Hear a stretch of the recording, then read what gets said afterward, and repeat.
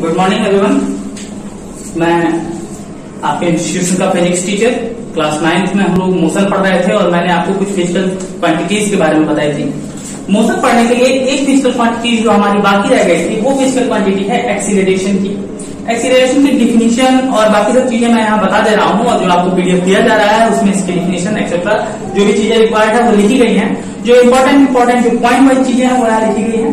Acceleration is a rate of change of velocity per unit time। एक second में या unit time में किसी ऑब्जेक्ट के मोशन के क्रम में जो वेलोसिटी में चेंज आता है पर यूनिट टाइम, मतलब एकांक समय में वेलोसिटी में जो चेंज आता है वो होता है एक्सीलरेशन। एक्सीलरेशन एक वेक्टर क्वांटिटी है और वेक्टर क्वांटिटीज की फिर जो आपके मैंने कैरेक्टरिस्टिक बताई थी, ये पॉजिटिव भी हो सकता है, नेगेटिव भी हो सकता है और जीरो भी हो सकता है। पॉजिटिव होने के क्रम में ये एक्सीलरेशन वेलोसिटी को बढ़ाएगा और निगेटिव होने के क्रम में यह एक्सीलरेशन वेलोसिटी को घटाएगा और निगेटिव एक्सीलरेशन को रिटार्डेशन या डी एक्सीलरेशन भी कहा जाता है। एक्सीलरेशन मैंने कहा कि चेंज ऑफ वेलोसिटी। यहां आप देखें वेलोसिटी का चेंज, अगर फाइनल वेलोसिटी v है और इनिशियल वेलोसिटी u है तो इन दोनों के बीच का डिफरेंस को जब टाइम से डिवाइड करेंगे तो वो निकल जाता है एक्सेलरेशन। एक्सेलरेशन को a से डिनोट करते हैं। वेलोसिटी फाइनल v है, इनिशियल वेलोसिटी u है और टाइम t है। t टाइम में वेलोसिटी u से v हो गई और इस रेट को कहेंगे हम एक्सीलरेशन। अब आगे की तरफ हम लोग मोशन में पढ़ते हैं। मोशन के ग्राफिकल रिप्रेजेंटेशन की बात आएगी। इससे पहले हम लोग मोशन को ग्राफ पर समझने की कोशिश करते हैं। यूनिफॉर्म मोशन और नॉन यूनिफॉर्म मोशन, दो तरह के मोशन होते हैं मोशन चैप्टर में। डायनामिक्स जो फिजिक्स का एक अलग ब्रांच है डायनामिक्स, जिसमें हम लोग मोशन के बारे में पढ़ाई करते हैं, तो उसमें दो तरह के मोशन होते हैं, यूनिफॉर्म मोशन और non uniform motion. Uniform motion वो मोशन है equal distance in equal time interval.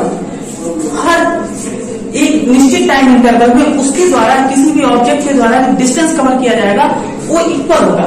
Suppose किसी ये बस यहाँ है, यहां से एक बस चली, 9 बजे यह बस किसी पॉइंट पर थी या 9 बजे यह बस 0 किलोमीटर से स्टार्ट हुई। 9:30 यानी 9:30 बजे यह बस 10 किलोमीटर की दूरी तय कर रही थी। फिर जब 10 AM दिया जाए तो 9:30 to 10 30 मिनट्स लगे और इस बार जो डिस्टेंस है वो 20 किलोमीटर का है, 20 किलोमीटर का। आगे ऐसे ही 10:30 की अगर बात की जाए तो ये बस 30 किलोमीटर पे है, यानी 30 मिनट में इस बस ने 10 किलोमीटर की डिस्टेंस कवर किया। अगले 30 मिनट में फिर 10 किलोमीटर का डिस्टेंस कवर किया और फिर अगले 30 मिनट में फिर 10 किलोमीटर का डिस्टेंस कवर किया। ये है यूनिफॉर्म मोशन। लेकिन अब अगर यही हम ऐसे करें कि ये 9:30 पर ये बस यहां की जगह यहां पहुंच गई, 9:30 पे सीधे 30 किलोमीटर, यानी शुरुआत के 30 मिनट में यह बस 10 किलोमीटर चली, अगले 30 मिनट में यह बस 20 किलोमीटर चल गई, तो ये नॉन यूनिफॉर्म है। इसके मोशन में यूनिफॉर्म नहीं है, यह कहीं कभी तेज चल रही है, कभी धीमी गति से चल रही है। और जब इसको ग्राफ पे आप रिप्रेजेंट करते हैं तो अगर यहाँ टाइम को प्लॉट किया जाए और यहाँ डिस्टेंस को प्लॉट किया जाए तो एक ऐसे ये स्लोप मिलता है, ये स्लोप मिलता है जो वेलोसिटी दिखाता है, यानी 5 मिनट में 5 किलोमीटर, 10 मिनट में फिर अगले 5 मिनट फिर 5 किलोमीटर, फिर अगले 5 मिनट में फिर 5 किलोमीटर, ये। और जब मोशन यूनिफॉर्म ना हो, ऐसे अलग अलग हो, तो उसका प्लॉट किसी भी तरह से हो सकता है, ऐसे तिरछा, ऐसे ही शुरुआत में धीरे धीरे चले फिर तेज चलने लगी, शुरुआत में तेज चली फिर धीरे धीरे चलते चलते रुक गए, या फिर ऐसे किसी भी तरह से किसी भी अलग से मिल सकता है। जनरली हम लोगों को यूनिफॉर्म मोशन या यूनिफॉर्म एक्सीलरेशन वगैरह के बारे में बात करनी है। अब आपके जो बुक है उसके अकॉर्डिंग आते हैं, तो बुक में आपके हैं ग्राफिकल रिप्रेजेंटेशन ऑफ मोशन। तो मोशन के रिप्रेजेंटेशन के 2 ग्राफ होते हैं, 2 ग्राफ पे प्लॉट किया जाता है। पहला होता है डिस्टेंस टाइम ग्राफ, जिसमें एक एक्सिस पे टाइम और एक एक्सिस पे डिस्प्लेसमेंट को मेजर किया जाता है। इससे हम लोग इजिली वेलोसिटी को प्राप्त करते हैं, जनरली वेलोसिटी को भी यहाँ से मेजर किया जा सकता है। और दूसरा होता है वेलोसिटी टाइम ग्राफ, जिसपे एक एक्सिस पे टाइम दिया होता है, एक एक्सिस पे वेलोसिटी दी हुई होती है। और हमको अपने चैप्टर में इस ग्राफ की, वेलोसिटी टाइम ग्राफ की सबसे अधिक जरूरत पड़ने वाली है। हमारे जितने भी इक्वेशंस ऑफ मोशन है उनका तो हमको वेलोसिटी टाइम ग्राफ पे मिलेगा। वेलोसिटी टाइम ग्राफ पे हम लोग वाई एक्सिस पे वेलोसिटी को रिप्रेजेंट करते हैं, एक्स एक्सिस पे टाइम को। और मैंने कहा कि जब टाइम के साथ साथ वेलोसिटी में परिवर्तन हो तो इसको कहते हैं एक्सीलरेशन। इसलिए इसके बीच का जो स्लोप होता है वो एक्सीलरेशन का स्लोप होता है, एक्सीलरेटरी स्लोप होता है। और इस बीच ये इस स्लोप के बीच में अगर यहाँ सपोज कीजिए कि हम इस एरिया को निकाल रहे हैं तो ये एरिया इसका डिस्प्लेसमेंट बताता है कि ऑब्जेक्ट ने इस एक्सीलरेशन रेट पर इस वेलोसिटी से, यहाँ कोई एक वेलोसिटी है या जीरो वेलोसिटी है तो यहाँ से काउंट करना पड़ेगा, या यहाँ जो वेलोसिटी रही होगी उस वेलोसिटी से इस वेलोसिटी को v को प्राप्त करने में जितना डिस्टेंस कवर किया वो क्या है, या कितना डिस्प्लेसमेंट किया वो क्या है, वो हमको यहाँ से पता चलेगा। ये नॉन यूनिफॉर्म मोशन का है, क्योंकि यहाँ आप देखिए जब वेलोसिटी की एक्सीलरेशन बढ़ेगी, वेलोसिटी बढ़ेगी, ऑब्जेक्ट की एक्सीलरेशन बढ़ेगा और वेलोसिटी बढ़ेगी, तो फिर वो यही होगा कि शुरुआत में धीरे धीरे तेज चलते गई। 9 बजे यहाँ थी, 9:30 में यहाँ आई, 10 बजे यहाँ आ गई, कुछ इसका डिस्टेंस अलग अलग होगा। अगर ये यूनिफॉर्म मोशन करने लगे तो एक्सीलरेशन परपेंडिकुलर टू वेलोसिटी हो जाएगा, यानी वेलोसिटी में एक्सीलरेशन के साथ कोई जीरो नहीं होगा, कोई चेंज नहीं होगा, और यहाँ एक्सीलरेशन जीरो हो जाता है। तो मित्रों, जब हम यूनिफॉर्म मोशन की बात करें फ्रेंड्स, जब हम यूनिफॉर्म मोशन की बात करें तो ये एक स्लोप प्राप्त होगा। ये स्लोप एक्सीलरेशन का स्लोप होगा। एक्सीलरेशन के स्लोप में यहां होता है टाइम, यहां होती है वेलोसिटी, और ये स्लोप एक्सीलरेशन का होता है मित्रों। अब आगे की बात की जाए तो इस स्लोप के अंदर का, स्लोप के नीचे का जो एरिया होता है, स्लोप के नीचे का जो एरिया होता है, ये एरिया डिस्प्लेसमेंट का एरिया होता है, डिस्प्लेसमेंट का एरिया होता है।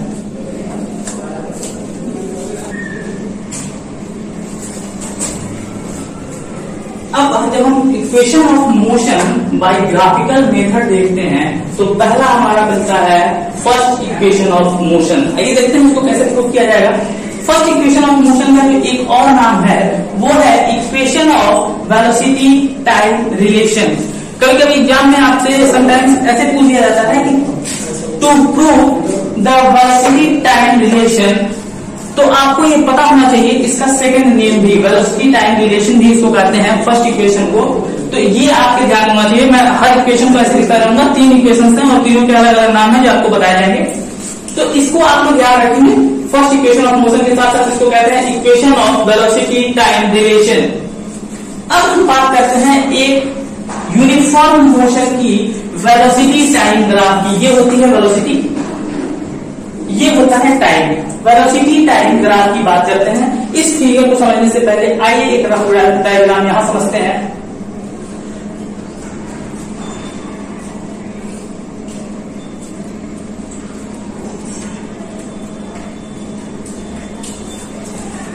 इस फिगर में एक कोई ऑब्जेक्ट है जिसकी इनिशियल वेलोसिटी, ये जीरो वेलोसिटी है ओ पर, जिसकी इनिशियल वेलोसिटी ए से शुरू होती है, इनिशियल वेलोसिटी है यू, और वो फिर बी तक मूव करता है।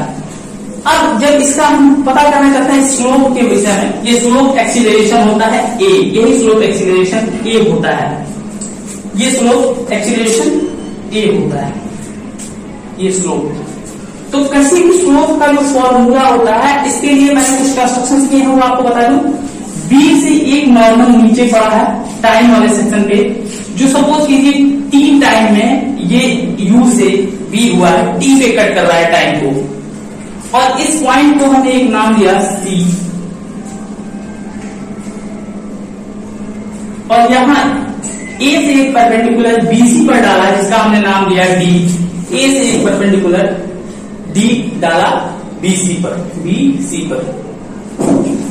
और चूंकि ये वेलोसिटी u से कितनी बढ़ गई है, इसके लिए हम b से एक परपेंडिकुलर ड्रॉ किए वेलोसिटी वाले एक्सिस पर, और ये सपोज किया कि कटा बी से, यानी एक ऑब्जेक्ट, अब क्लियर है, एक ऑब्जेक्ट बी से u से v की वेलोसिटी प्राप्त करता है। इनिशियल वेलोसिटी u है, फाइनल वेलोसिटी v है, एक्सीलरेशन a है, और ये स्लोप हमको पता करना है कि स्लोप क्या है।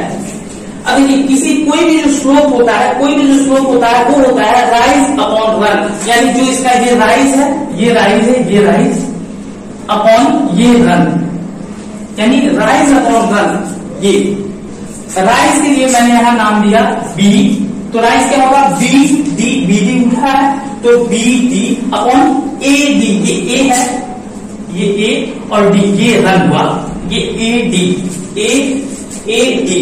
अब देखते हैं इसमें बीसी, अगर आपको बीडी निकालना हो, बीडी और बीडी आपको अननोन है, तो बीसी तो आपको पता है और सीडी यू पता है, तो बीसी माइनस सीडी किया जाए, बीसी माइनस सीडी, क्योंकि ये बीडी इज इक्वल टू होगा BD plus CD is equal to BC बन रहा है, BD plus CD is equal to BC बन रहा है, इसलिए बीसी इज इक्वल टू होगा BC minus CD upon AD as usual आ गया है। आगे हम देखते हैं, मैंने कहा कि एबी जो है स्लोप है, स्लोप एक्सीलरेशन है और एक्सीलरेशन को डिनोट किया जाता है ए से, तो अब इसकी वैल्यू रखिए, एबी की जगह आपने ए रख दिया, बीसी ये बीसी है, बी टू सी ये इस ईओ के इक्वल है, BC is equal to EO, और ईओ किसके, ईओ की वैल्यू कितनी है, 0 to V is equal to V, ठीक। और U कहां से आया, तो CD is equal to UA है, CD is equal to UA है, और इसकी वैल्यू कितनी है, U है, तो ये V minus U upon T की ये वैल्यू, क्योंकि ये ए डी जो है, ए डी ओ सी के इक्वल है और पैरेलल है, तो A D is equal to O C, A D is equal to O C is equal to T. आप यहां से सारी वैल्यूज इसमें पुट करेंगे, आ गया A is equal to V minus U upon T. यहां से आप लोग अगर इक्वेशन को सॉल्व करें तो ये यहां जाएगा, यहाँ डिवीजन में है, यहाँ मल्टीप्लिकेशन में होगा, A T is equal to V minus U, और इसको अगर आप सॉल्व कर ले एक तरीके से तो u को आप ट्रांसफर करेंगे तो हो जाएगा at plus v u is equal to v, यानी v is equal to u plus at। ये होगा आपका वेलोसिटी टाइम रिलेशन, और आपका यही से प्रूव हुआ फर्स्ट इक्वेशन ऑफ मोशन। अब सेकंड इक्वेशन ऑफ मोशन देखें। इस सेकंड इक्वेशन ऑफ मोशन को equation of position time relation कहते हैं। तो पोजीशन टाइम रिलेशन भी आपको याद होना चाहिए, एग्जाम में हो सकता है आपको proof of second equation of motion ना करके ये लिख दे, you have to prove the position time relation, तो आप वहां कंफ्यूज ना हो। इसके लिए यहां भी हमारा ग्राफ सेम होगा जैसे आपका प्रीवियस ग्राफ था, एक यूनिफॉर्मली मोशन का एक ग्राफ है जिसमें कोई ऑब्जेक्ट किसी इनिशियल वेलोसिटी u से शुरू करता है, कहीं जाने के लिए पॉइंट A से चलना शुरू करता है और पॉइंट B तक पहुंचता है। इस क्रम में इसका जो स्लोप होगा, हाँ सेकंड इक्वेशन ऑफ मोशन को आप पढ़ते समय ये ध्यान रखेंगे कि आपको फर्स्ट इक्वेशन ऑफ मोशन तैयार हो पहले, तो ये एक्सीलरेशन A होगा, और उसी तरह से हम वही प्रोसेस फॉलो करते हुए यहाँ एक परपेंडिकुलर ड्रॉ करेंगे। सपोज किया कि ये C पर गया, एक परपेंडिकुलर U से BC पे काटा जो D पे कटा, और एक परपेंडिकुलर B से फिर OA के आगे काटा, तो ये सपोज कीजिए कि B तक की वेलोसिटी उसको मिल गई। अब इसमें देखिए अंडर द स्लोप, मैंने आपको उस समय जब पढ़ा रहा था तो मैंने कहा था कि एक्सीलरेशन के स्लोप के नीचे का जो वेलोसिटी टाइम ग्राफ में ये टाइम होता है, ये वेलोसिटी होती है। वेलोसिटी टाइम ग्राफ में जो एक्सीलरेशन के स्लोप के नीचे का एरिया होता है, ये डिस्प्लेसमेंट का एरिया होता है। वही मैंने लिखा area under the slope is equal to displacement, और ये डिस्प्लेसमेंट होगा ओ ए बी सी का, क्योंकि आपका ऑब्जेक्ट यहां से चलना शुरू किया है, तो ओ ए बी सी एक चतुर्भुज, ये एक आपका एक ऐसा रेक्टेंगुलर शेप बन रहा है। अब मैंने यहां ये बार का कंस्ट्रक्शन है, बार के कंस्ट्रक्शन को मैंने डॉट लाइन से दिखाया है। तो अब देखेंगे एरिया ऑफ OABC में आपको दो अलग अलग शेप दिखेंगे, एक है ट्रायंगल ABD और एक है ट्रायंगल OADC। OADC और ABD के अगर एरिया को अलग अलग निकाल के ऐड कर दें तो भी तो ये टोटल एरिया मिल जाएगा। तो इसको निकालने के लिए आपने किया, अब ये चूंकि डिस्प्लेसमेंट है और डिस्प्लेसमेंट को हमने पहले ही कहा था कि डिस्प्लेसमेंट को हम शो करते हैं S से, तो displacement S is equal to OA into OC। अब आप कहेंगे OA इंटू AC कहां से आ गया? एरिया ऑफ ट्रायंगल ABD, ये थोड़ा सा मैंने उल्टा इंटरचेंज कर दिया है, यही आप लिखें ADOC और यहां होगा triangle ABD। Area of rectangle ADOC का एक जो एरिया होगा, ये जो एरिया होगा वो होता है रेक्टेंगल का एरिया, आप लोगों ने पढ़ा होगा, ये इसके पैरेलल है और इक्वल है, ये इसके पैरेलल है और इक्वल है, इसलिए ये रेक्टेंगल है। तो रेक्टेंगल का एरिया आपने सुना होगा लेंथ इनटू ब्रेथ, ये होता है रेक्टेंगल का एरिया। तो इसका एरिया कितना है? AD इसका एरिया है, AD is equal to OA है, सॉरी OC है, AD is equal to OC है, AD is equal to OC, length हो गया, और ब्रेथ क्या है? OA कहिए या CD कहिए, मैंने OA को ब्रेथ लिया और OC को लेंथ लिया, तो लेंथ इंटू ब्रेथ से ये इसका एरिया हमने निकाल लिया और निकाल के इसको सेपरेट कर दिया। अब आगे की बात सेकेंड पार्ट में है, इस ट्रायंगल का एरिया निकालना है, area of ABC, triangle ABC। तो ट्रायंगल का एरिया आप लोगों को पढ़ाया गया होगा मैथमेटिक्स में कि ट्रायंगल का एरिया होता है हाफ बेस इंटू हाइट, तो 1/2। इस ट्रायंगल में बेस क्या है? इस ट्रायंगल की अगर बात की जाए, इस वाले ट्रायंगल की, इसमें देखें, इस ट्रायंगल की अगर बात की जाए तो इस ट्रायंगल में ये बेस है और ये हाइट है, तो बेस क्या है? BD, सॉरी BD हाइट हो गई और बेस क्या हो गया? AD into BD। AD को हम एज इट इज रखते हैं और BD को हम BC इंटू AD लिख सकते हैं, BC इंटू CD लिख सकते हैं। आप फर्स्ट इक्वेशन याद कीजिए, क्योंकि BC is equal to CD plus BD plus BD, इसलिए हम BD is equal to BC minus CD लिख सकते हैं। अब सीधे सीधे हमको केवल वैल्यू पुट करनी है, तो OC इज इक्वल टू है T, 0 to T है वैल्यू, तो OC इज इक्वल टू है T, और फिर OA है, OA की वैल्यू आपकी मिली है U, क्योंकि ये U पे कट कर रहा है, तो OA की वैल्यू U, तो T U half as it is है। फिर AD आपको निकालना है, तो AD is equal to OC, मैंने पहले ही प्रूफ किया है, क्योंकि ये रेक्टेंगल है, तो AD is equal to T होगा और BC की वैल्यू V है और CD की वैल्यू U है। अब आप जरा अपने फर्स्ट इक्वेशन ऑफ मोशन को देखिए, वहां आपने लिखा था B minus U is equal to AD, कुछ ऐसे लिखा होगा, B is equal to B minus U is equal to AD। ये आपको मिलेगा फर्स्ट इक्वेशन से, फर्स्ट इक्वेशन ऑफ मोशन से मिलेगा, फर्स्ट इक्वेशन ऑफ मोशन से आपको मिलेगा V minus U is equal to AD। इसलिए मैंने लिख दिया S is equal to TU को UT लिखा, हाफ अपनी जगह पे है, और T into B minus U is equal to AD लिख दिया। अब ये हो गया S UT हाफ, T से 80 में गुणा करेंगे तो AT स्क्वायर होगा, और यहां से आपका प्रूफ होता है second equation of motion. Third and last equation of motion है equation of position time relation. Similar सब चीज वही है, एक वेलोसिटी टाइम ग्राफ है जिस पर यहाँ टाइम दिखाया गया है और यहाँ वेलोसिटी दिखाई गई है। कोई एक ऑब्जेक्ट जो है A से चलकर B पर पहुंचता है, इस दौरान उसका ये जो स्लोप AB होगा, ये एक्सीलरेशन होगा A, और इसका जो ये नीचे का एरिया होगा ये होगा उसका डिस्प्लेसमेंट, ये होगा डिस्प्लेसमेंट का एरिया होगा, ये डिस्प्लेसमेंट का एरिया होगा, डिस्प्लेसमेंट का एरिया होगा। Area under slope is equal to displacement is equal to area of OABC। यहां तक तो सेकंड इक्वेशन ऑफ मोशन की तरह है, वहां बस हमने इसको ट्रायंगल और रेक्टेंगल में डिवाइड किया था, यहां ऐसा कुछ नहीं करेंगे। यहां हम सीधा area of trapezium, area of एक ट्रेपेजियम बन रहा है।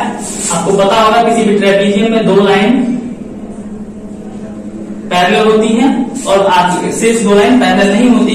इसकी ये लाइन OA और BC एक दूसरे के पैरेलल है, और जो ये अगर बात की जाए AB और OC एक दूसरे के पैरेलल नहीं है, ये एक ट्रेपेजियम है। और ट्रेपेजियम का एरिया आप लोग जानते हैं sum of parallel side into latitude.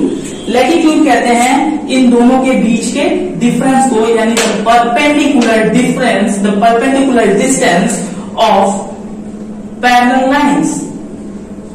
और यहां ये D हमने मान लिया, तो ये हुआ AD और AD is equal to OC है, इसलिए यहां D नहीं दिखाते, या D को हम इरेज कर देते हैं यहां से,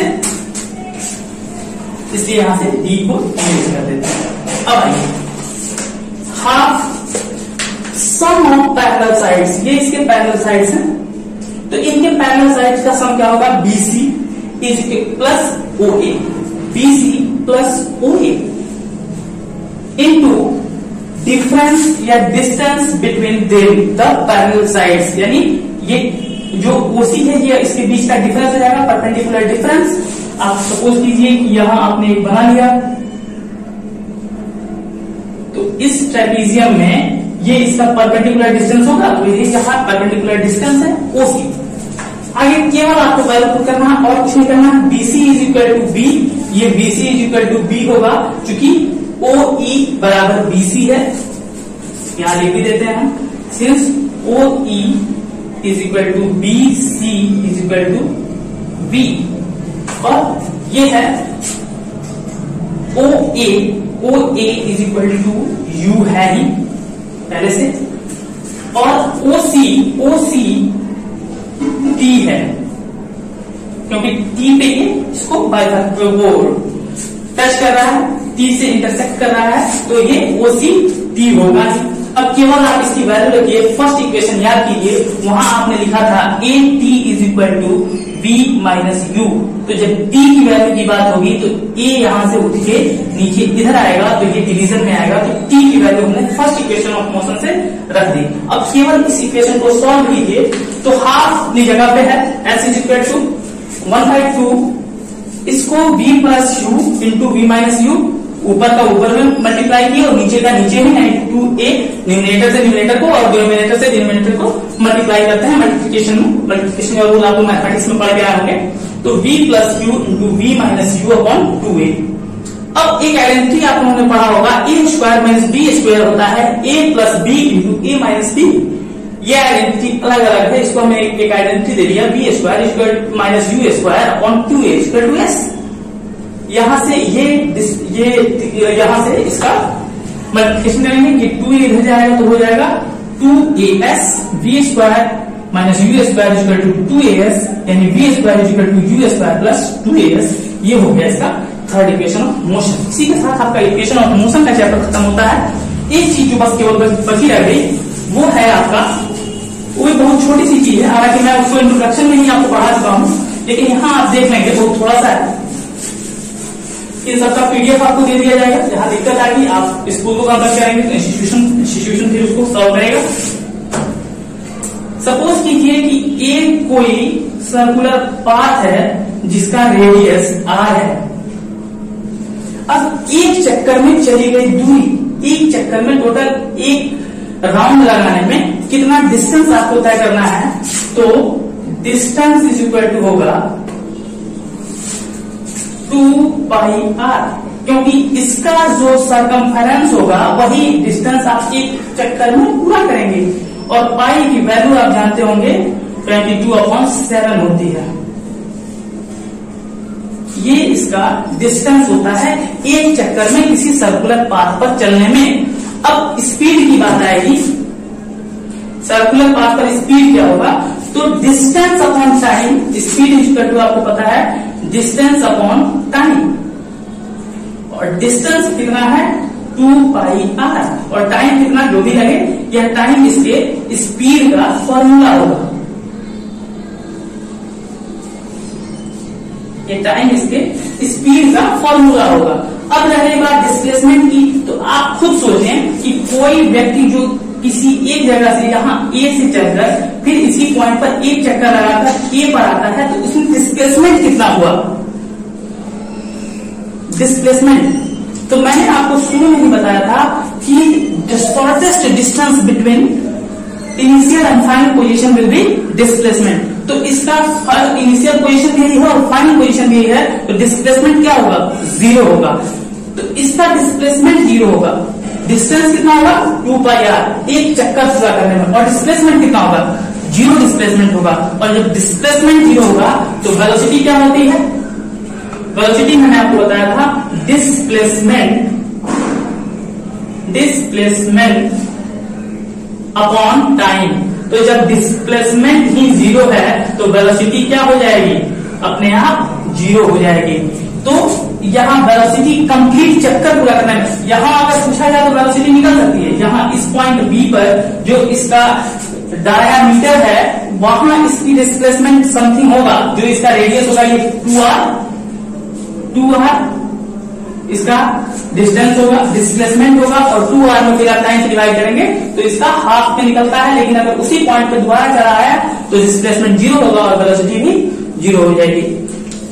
इसके साथ फ्रेंड्स आपका फर्स्ट चैप्टर मोशन कंप्लीट होता है। फिजिक्स का एक चैप्टर आप लोग कंप्लीट किए, एक्सरसाइज आप लोग बनाएंगे।